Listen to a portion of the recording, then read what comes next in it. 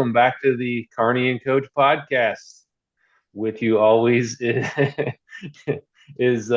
myself, the resident best parent in the world. And also with me is Coach, Mr. Greg Younger, What? aka Old Greg. What's up? How's it going, buddy? Long time no see. I know. So today is Monday, October 23rd, and I saw you 2 days ago. Just 2 days ago. I It was mean, it was in the great, man. flesh, which is great. The new listeners to the podcast, we live in different cities, States. and states. Yep. And so it's always a good time when we get to catch up and see each other face to face and do all of this nonsense together in the flesh. It was good. Yeah, so I went out to Eastern Tennessee, did some hiking in the Smokies, got absolutely drenched, soaking wet while hiking, and then came back through and hung out with my friend Greg. And Yeah, we had a good time. as per usual, we talked about family and friends and stuff for about 5 minutes, and then it instantly devolved into podcasting and talking about kids sports. I know, right? So this Exactly. isn't just a podcast. This is a passion project, right? This So is all we do, really, is we just jibber jabber about youth athletics, right? yeah, it's our outlet so that our significant others don't have to hear about it on the daily. Exactly. Yeah, we should have had a microphone just on each of us. We could have gotten like several hours of content, I think. I think so, probably Doing so. it that way. So yeah, it was good times. And I assume you got back all in good order and Yeah, travels were good. yeah, it was a beautiful. Your car didn't break down in the middle of Alabama. No, it did not. Nor did it break down in Kentucky, Illinois, or Missouri. Nice. Um, just yeah, old Coach Greg took his family to Florida, and his car broke down in the middle of Alabama. So Yes. 5 hours from his destination. Yes. We didn't talk about that in the last podcast, did we? I think you were still processing. Yeah. I still am. As is my checkbook. It's still Oh, right, processing right, as well. So right. yeah. Well, So what let's jump. Let's yeah. jump into headlines, right? Yeah. So I think the one that we were kind of tossed around that we both thought was a little comical, and I'm hoping that it won't end up like this, but flag football just got added to the Olympics. I think I can't remember which one, but it'll be here in like 4 years. Is that right? 2028. Yep. Yeah. 2028. I think it's the 2028 Olympics in LA has announced that they're going to be doing flag football. And what do you think about that?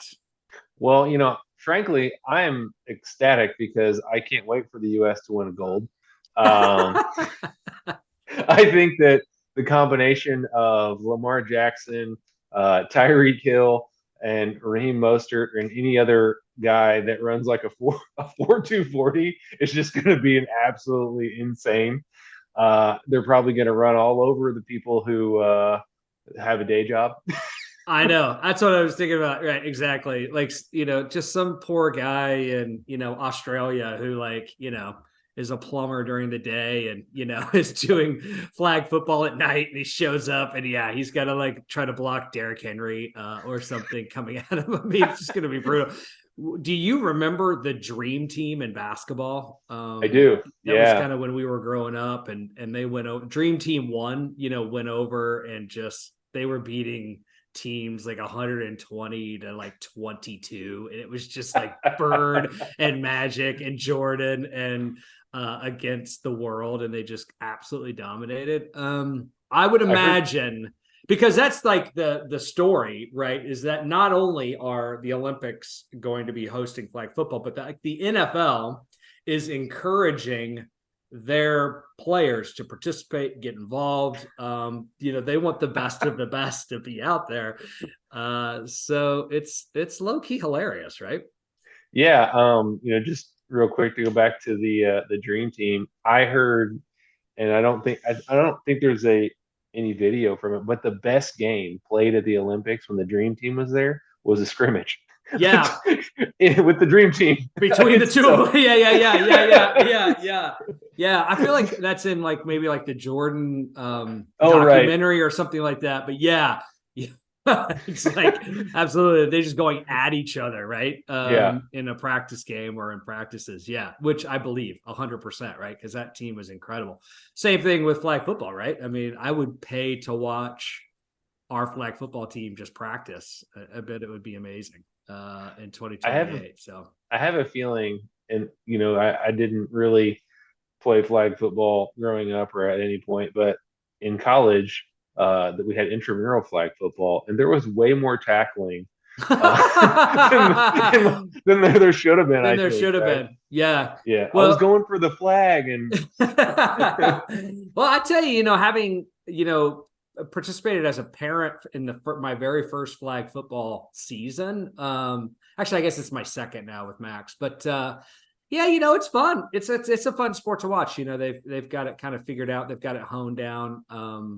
There's some intricacies to it that are kind of interesting, and the kids love it. So, good for flag football, good for the NFL, and yes, I think it's safe to say that we'll be taking home the gold in that particular sport in 2028. so I guess there's a big assumption here is that actual NFL players will be participating. I Is mean, it that's something really I an don't know. assumption? I mean, let's take the best college. Let's just take everybody who was cut this year from the NFL. Okay, fair Is enough. there anybody in the world that's going to compete with those guys? I mean, I Probably don't not. think so. I don't think so. I didn't think about it that way, but yeah, you're probably But there's nobody. There's no 12-year-olds in the world playing flag football on a Saturday morning other than in the United States, right? I mean, is there any like right. like in I don't, probably not. like in Portugal, is there a flag football league for youth? No way. No. No way. So we start them young. I bet like a high school flag football team could probably win gold, I would guess. That would be my guess. I mean, Bold statement. yes. So We'll just let's have to see. okay, let's make a prediction. Okay. Okay. Will Not we about first still be place. on in the air? Will we still be podcasting in 2028? That's a good one. That's a good Yeah. one. Okay. Here's the one. Not who will get first, who will get second. Oh, Canada, CFL. Like they're the only other country with a major league, right? Yeah. Gotta I think mean, Canada, right? because here's a couple factors, right? So you've got it's going in 2028. So you've got 4 years to develop a program, develop a team. Right.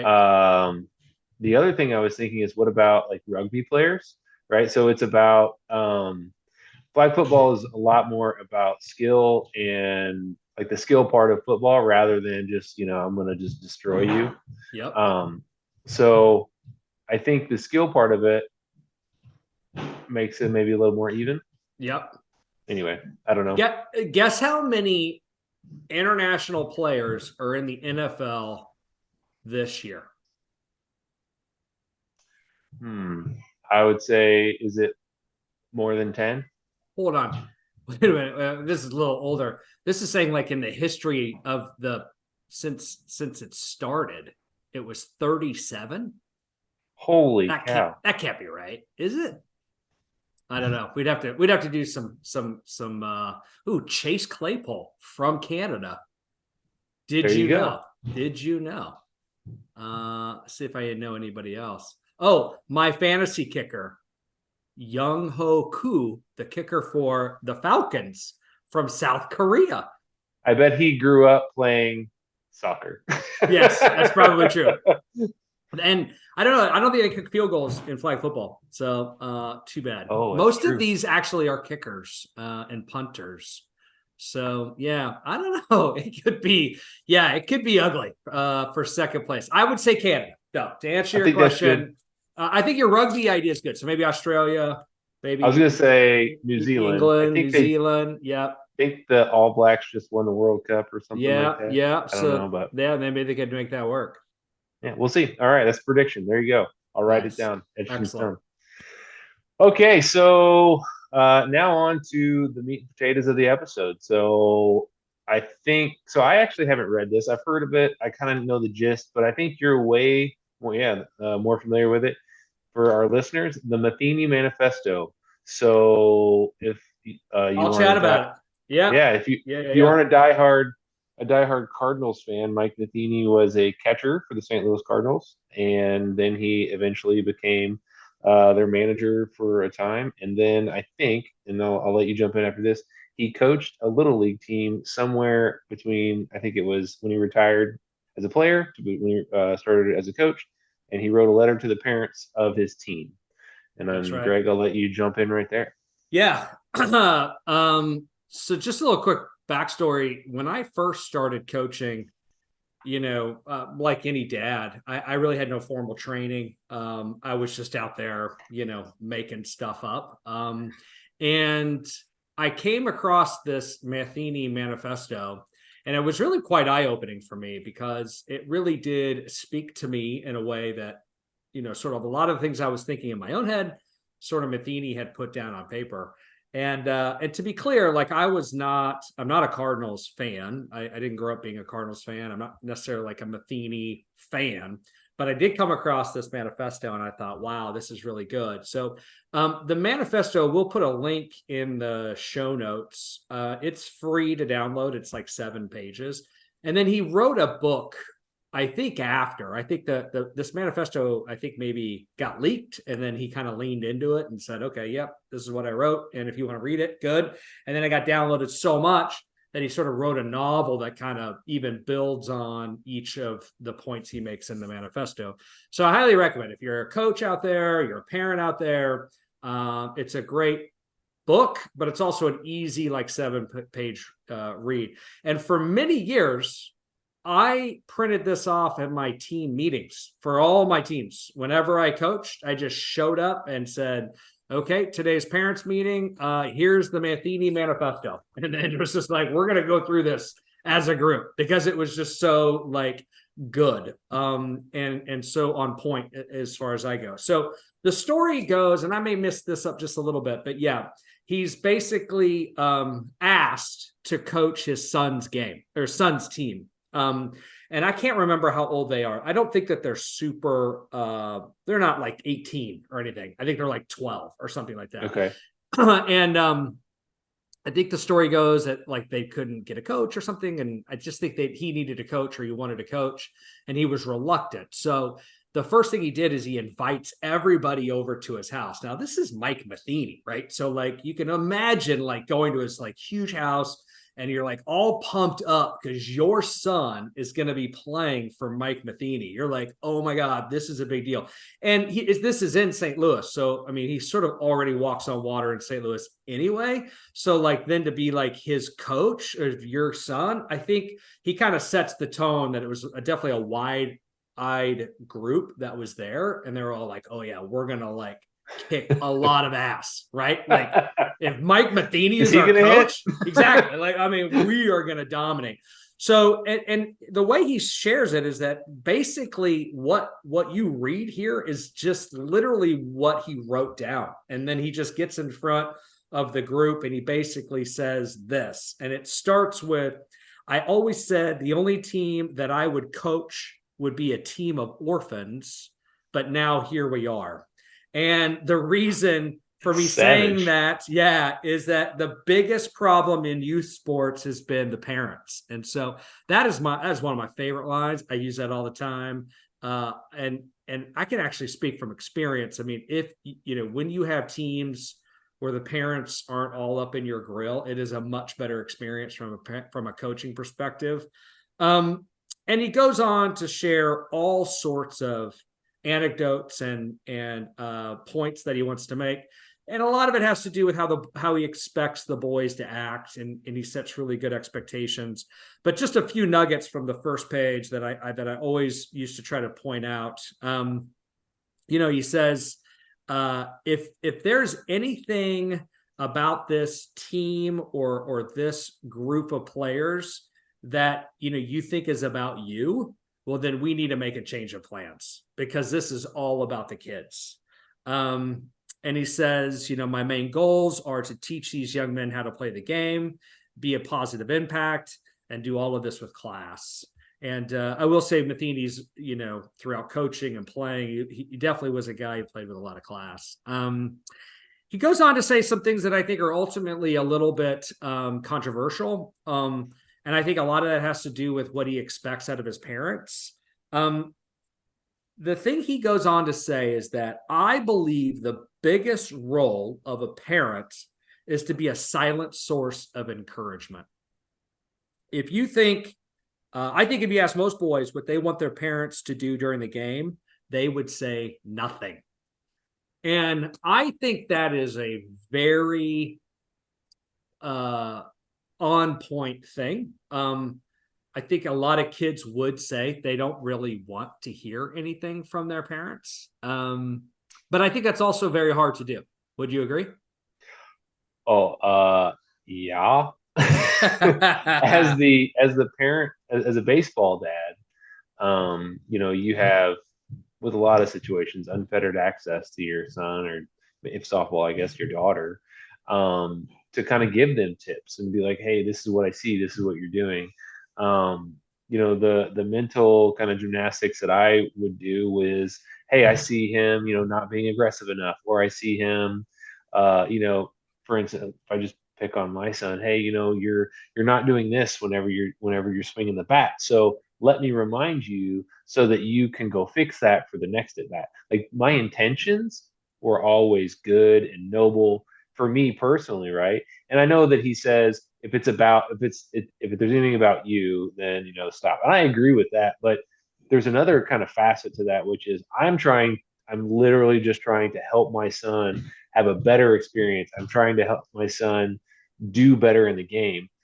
I've learned that the unintended consequence of that is just as, and I think he says it somewhere in there, right? Like, there's enough pressure on them already. By Yeah. me talking to them, or talking to him, it creates more pressure. It creates more, just frustration a lot of times by the parent or by the kid. So Yeah, he goes on to say, I believe that a little now again, this is baseball. This is boys baseball. That's the subject. But I think we would go on to say that this applies to all sports I'll just across the say board. this right now. And I'll let you jump back in. I Yeah. think also this is, as you as a soccer coach, I think it's great because the number one thing that I've seen at my daughter's soccer games is sideline coaching by the parents. Yeah, right. So yeah, It's so go ahead. brutal, right? It's just brutal. He goes on to say, I believe that a little league parent feels that they must participate with loud cheering and the come on, let's go, you can do it, which just adds more pressure to the kids. So to be clear, Matheny in the Matheny Manifesto, the expectation is that you are silent. Like even the good stuff he doesn't want to hear, right? Like, he doesn't even want you to be loud and be encouraging and the whole deal. You just need to be there and be a silent source of encouragement. I think that that's a lot to ask. And I'll be honest, as a coach early on, I would come hard with this and I'd be like, hey, listen, silent source of, encouragement. My expectation is that we're going to be, and, I found as a coach that was, quite frankly, almost impossible to expect. There's a range of where you are. And I think if you set good expectations with this at the beginning, you can come back to your parents and say, hey, you guys are out of control. Remember at the beginning of the season when I said we were going to be chilled out? But I think being, completely silent, that is a lot to ask. Would you agree? Yeah, absolutely. I think that, so one of the things I would say, the behavior that I've adopted is, uh, whenever my son has, like, he's up the bat. He's an example because we're talking about baseball. Now I'm silent whenever he's in the moment. I'm silent so he doesn't have me in the back of his head, because I think kids tend to pick out their own parents' voices a little bit easier, a little. So like, if you and I were at a soccer game and Charlie's playing, he's not going to hear me. He's going to hear you, right? He's going to Right. hear Dad. Yeah. So I try to be quiet, and then whenever the other boys are up, I clap, I cheer, because Yeah. I think that's a natural part of the game. Uh, I think it's kind of a little Pollyanna to say. I think that's your word. I just it's a little Pollyanna to say everybody be quiet, right? Can you imagine that sideline? Like, Yeah. everybody's like hush. So I don't know. Like, I get where I understand what he's saying. I support that we as parents need to kind of be quiet when our kids kind of in the moment. We definitely shouldn't coach from the sidelines because I mean, I'll just ask you, right? Like, does that aggravate you whenever somebody's over on the other side going, no, no, Johnny, like take it up the line or Yeah. take it But yourself, whatever. well, because here is almost a universal truth of youth athletics. If you if you were a high level athlete, like high level, played in college or beyond in the sport that your child is now playing, you recognize how dumb all of youth athletics is. Like you realize like how far you have to go, right? So there's like this, it's the parents who like are just desperate for their child to go places. They're the ones that are the most intense, but unfortunately, they're the ones that know the least, right? So the ones that actually know something about the sport, they're just there hanging out.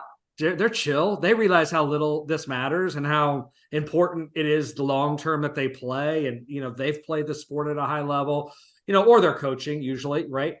So they're the ones that are pretty laid back. There would be the ones who would maybe have something good to say, but everybody else has, you know, no idea. And the sport that I coach the most, which is soccer, unfortunately, there's just so much misunderstanding about the game that, you know, I mean, you know, just like when a kid, you're trying to play possession soccer, you know, it's very common for your defenders to hit it backwards to the goalie. I mean, that's okay. That's what we teach. That's what we want, right? We're teaching possession, and you know, parents will just tell them to boot it, right? Like, get it out of here, you know, like, you know, it's still to this day, if you go to any soccer field, whenever a kid just kicks it really hard, you'll always hear people on the side is, oh, nice one. Good. You know, but the problem is like, well, didn't go anywhere. You know what I mean? So yes, the problem that I have with parents coaching from the sideline is that they just don't usually understand the game or what we're trying to teach or what we're trying to do. And so oftentimes there's like a breakdown. I'm telling the kid to go left, the parents telling them to go right. And to be fair, just as a real side note, I would say as a parent, something that I've tried to do a lot is that if I do see my kids are doing something that I don't necessarily agree with tactically, the first thing I always like to ask my kids is, you know, so what's coach asking you to do in this situation? You know, seek to understand first, right? Find out if, you know, because the coach, you know, because Charlie and I had a recent situation and he said nothing. He's not telling me to do anything. So he's not telling you to go this. No, you know, and then I felt like I could give him some ideas or some tips because I wasn't going to step on the coach, you know, because I would never want to do that. So that's a little side note, but just a little tip that I would have as a parent and a coach. I think that's best. I think if I can jump in real fast. And I think you said it one time, and I think this is just a hilarious analogy to talk through.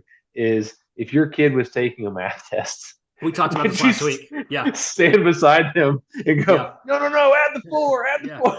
Take your time. Take your time. Carry the 1. Get organized. Use graph paper now. Imagine. I mean, that's just insane, right? It's insane. But that's what we're doing. We're joysticking during the game. Absolutely.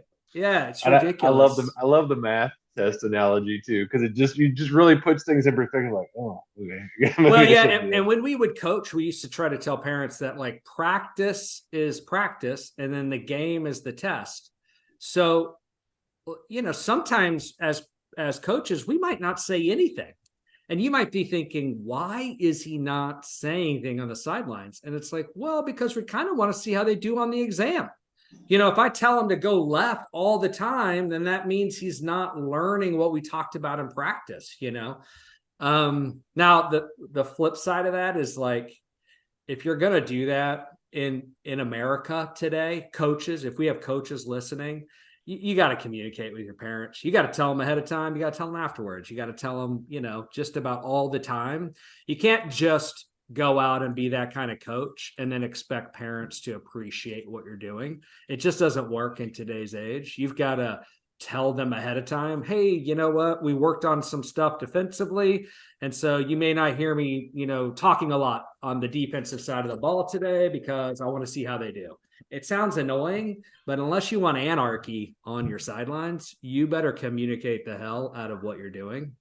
Or else parents are just they'll start coaching them for you because they think that you're not doing it, Well, you guys set those expectations, right? That's what the manifesto is all about. And what you're talking about is set expectations. Yeah. And he goes on to say in this manifesto, another thing that I always like to bring up. He goes, and this is all about setting the right expectation with the parents. He goes, let the record stand right now that we will not have good umpiring. This is a fact, and the sooner we all understand that, the better off we'll be. And then a little bit later, he goes, I hope you guys understand that I'm actually doing you a favor, and you probably don't realize it at this point. I've taken out all the work for you. All you have to do is be there and enjoy. I love that line. I think that's so true, right? Like, you're going to have bad reffing. Umpires are going to make mistakes. I am the coach. I will take care of it. Don't worry about it. Just come and I've got it. Don't worry about it. Now, Mike Matheny was a Major League Baseball coach. So it's probably a little bit easier to think, okay, well, Mike Matheny can handle this, as opposed to two jokers like you and I. But Coach Younger's got me. yeah. Coach Younger's got it figured out now, right?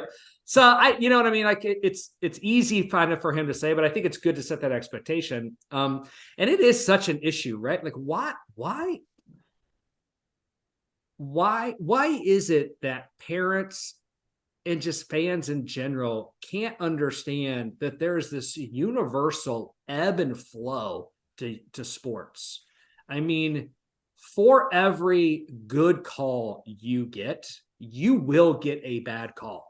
And over the course of what did we talk about? The 10 years of your child's, believe me, you will finish 500. There's no question in my mind, right? Like, your kid is going to get a ton of bad calls and he's going to get a ton of good calls. So why don't you just relax? Like, it's all going to work out in the end. Is it just because we're so invested in our children? And that's just what it comes down to. It's about that. It's also about perceived inequity, right? So if your son or daughter, you don't see equality, or, hey, that was a dangerous play, you're gonna stick up for them. Just like, if you think that your son or daughter was unjustly graded on a test, you may reach out to the teacher and say, hey, what happened here? At least I would, right? Like, but that's me. Right. That's Steve, the parent who lights up coaches.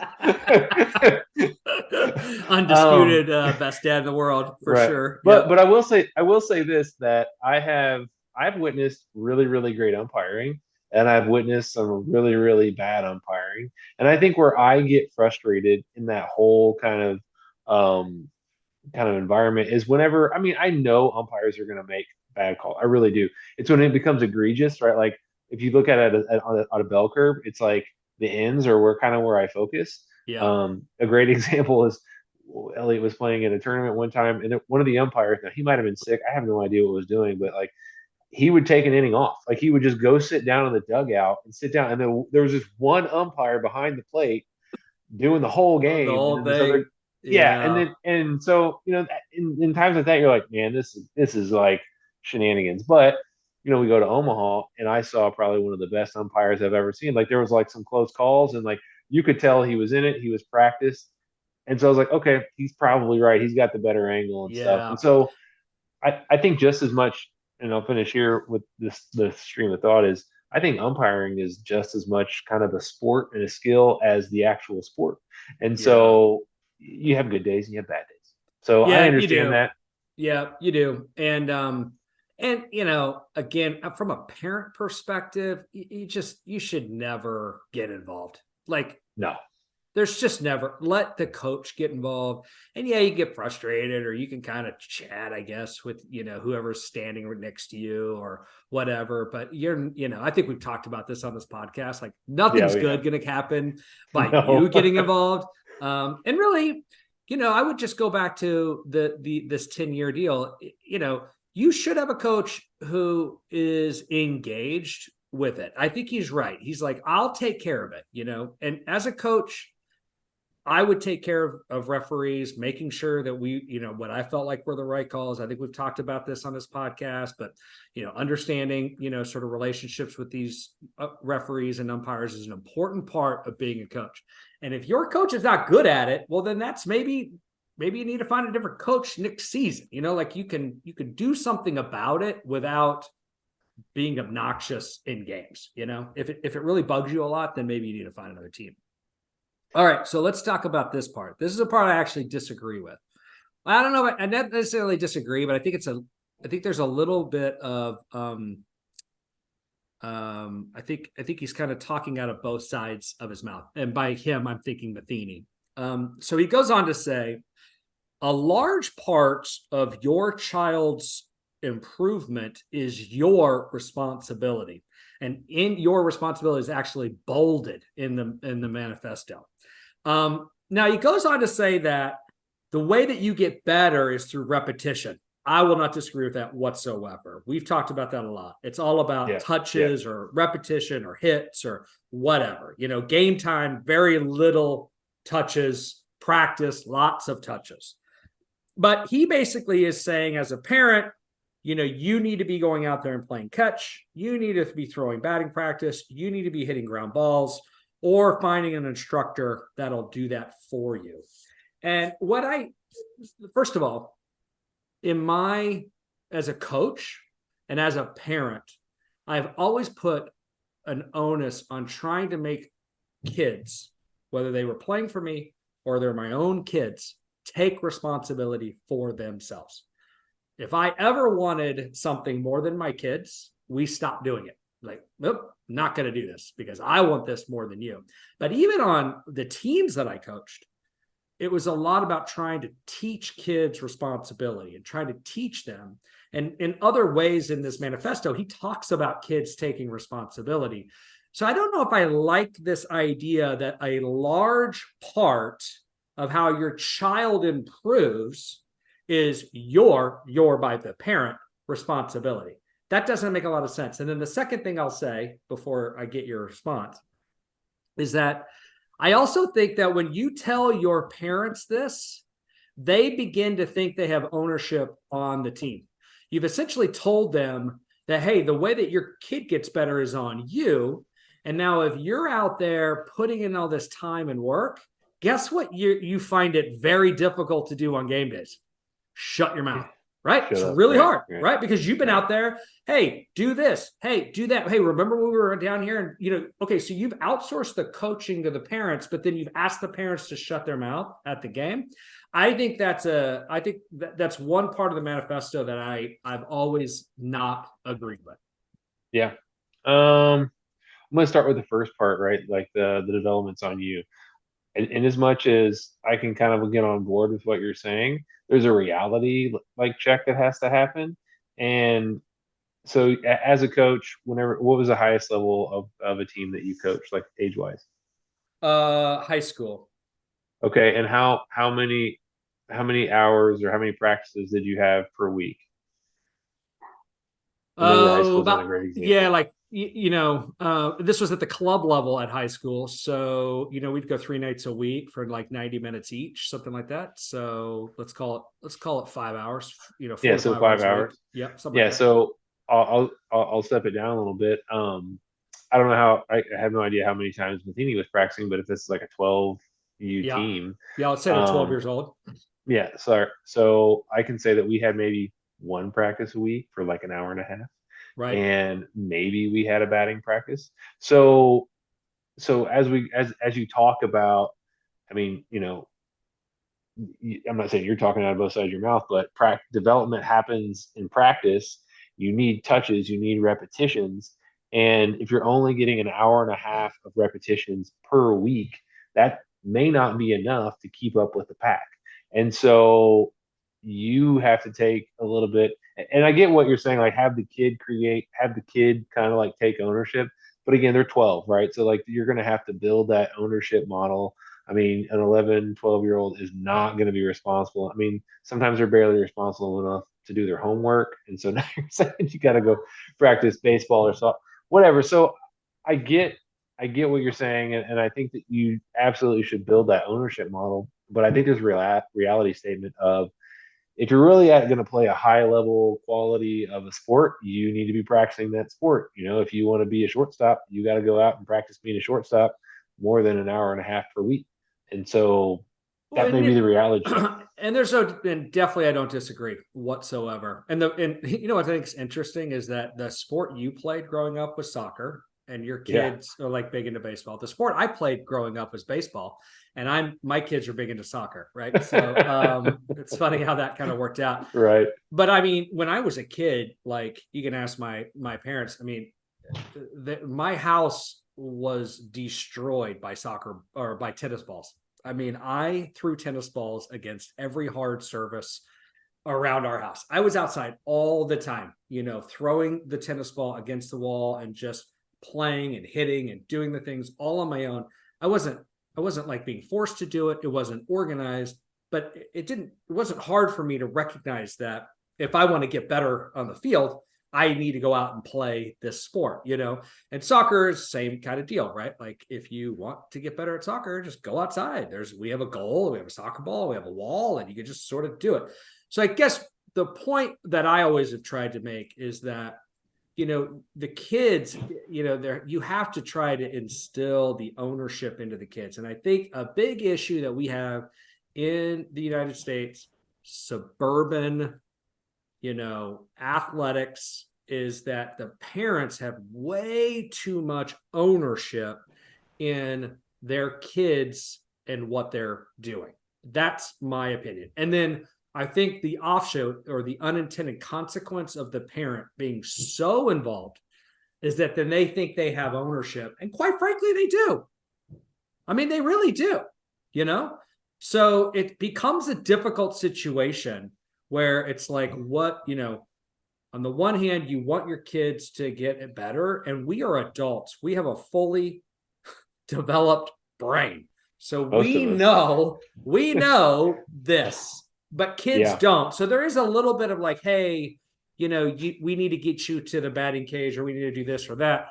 I just don't like this idea that the large part, and I think what he's trying to basically say is like, look, I might be Mike Matheny, but I can't work magic over here. Like, you know, your kid's going to have to like do some work on top of it as well. Yeah, that's probably true. Let me see. Oh, he also talks a lot about not sticking around, right? And we talked about this, I think, in the very first episode. We talked about tryouts. So he says the best situation for all of us is for you to hand your kids over to me when you drop them off. And he said, hey, plan on being here for 2 hours. We have a scheduled game. But the basic idea here, right, is that you shouldn't be there during practice. Like, there's no reason for you to be there. Drop them off. Let's go. And, you know, let's move on.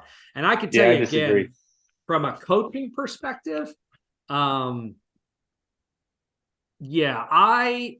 that's interesting. You disagree. I mean, again, it gets down to ages. I mean, when they're little, like, of course, you know, you need to be there. Yeah, that's not what I mean. But yeah. But yeah, when they're like 10, 11, 12, 13, 14, there's no reason, I don't think, for a parent to stick around for practice. Yeah. So here's why I disagree is that, we're talking earlier about, hey, you know, if we're trying this particular tactic in practice, you know, I may let them just see where they end up, you know, in the game. And so me as a parent, what I tend to do is I actually watch practice and I try to listen to what the coach is saying.